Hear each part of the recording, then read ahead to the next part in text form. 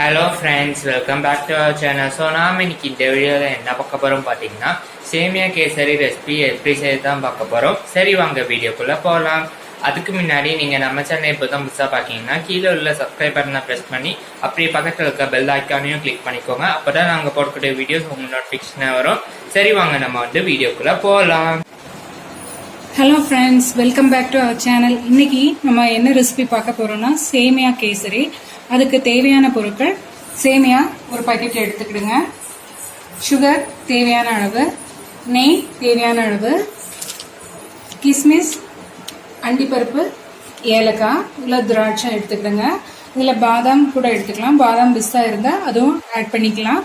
இப்போ நம்ம சேமியா கேசரி எப்படி செய்யலாங்கிறத பார்க்கலாம். இப்போ கேஸ் ஆன் பண்ணிக்கலாம். ஒரு கடாய் எடுத்து வச்சுக்கலாம். கடாய் நல்லா சூடான பிறகு நெய் ஆட் பண்ணிக்கலாம்.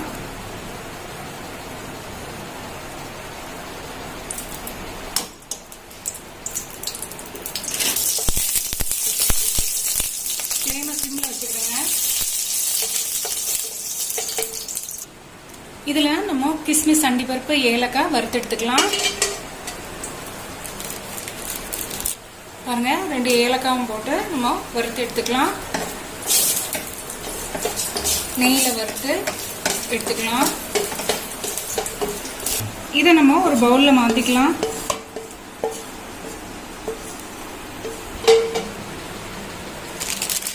இப்போ இதுல சேமியா ஆட் பண்ணிக்கலாம். சேமியாவை நெய்யில வறுத்து எடுத்துக்கலாம்.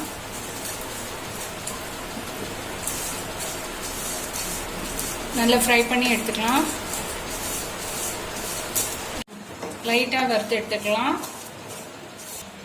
ஃப்ளேமை சிம்ல வச்சுக்கோங்க. இப்போ நம்ம இத ஒரு பிளேட்ல மாத்திக்கலாம். இதுல இந்த கடாயில நம்ம 2 கப் வாட்டர், நல்ல ஹாட் வாட்டர் ஆட் பண்ணியிருக்கேன். தண்ணி நல்லா சூடா இருந்தா ஈஸியா இந்த ரெசிபி செய்திடலாம். அதனாலதான் நல்லா சூடு தண்ணி ஆட் பண்ணியிருக்கேன். ஹாட் வாட்டர் ஆட் பண்ணியிருக்கேன். இப்போ இதுல நம்ம வறுத்து வச்ச நெய்யில வறுத்த சேமியாவை ஆட் பண்ணிடலாம். இப்போ ஃப்ளேமை கூட்டி வச்சுக்கிடுங்க. சேமியா நல்லா வேகட்டும். 2 கப் வாட்டர் ஆட் பண்ணியிருக்கேன். ஒரு பாக்கெட் சேமியாவுக்கு 2 கப் வாட்டர் ஆட் பண்ணியிருக்கேன். சேமியா நல்லா தண்ணியில வேகட்டும். தண்ணி கொஞ்சம் குறைவா தான் ஊற்றணும், அப்பதான் நல்ல உதிரிய வரும்.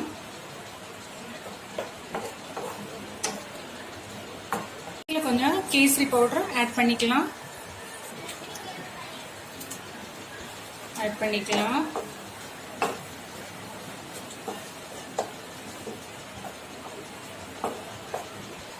கொஞ்சம் நெய் ஆட் பண்ணிக்கிடுங்க. 2 ஸ்பூன் நெய் ஆட் பண்ணிக்கலாம். நல்லா மிக்ஸ் பண்ணி விட்டுடுங்க. இதுல சுகர் ஆட் பண்ணிக்கலாம்.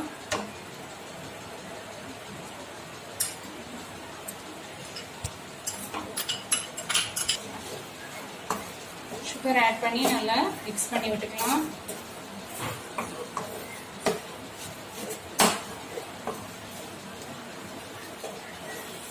எடுத்து வச்ச திராட்சை, முந்திரி, ஏலக்காவை ஆட் பண்ணிக்கலாம்.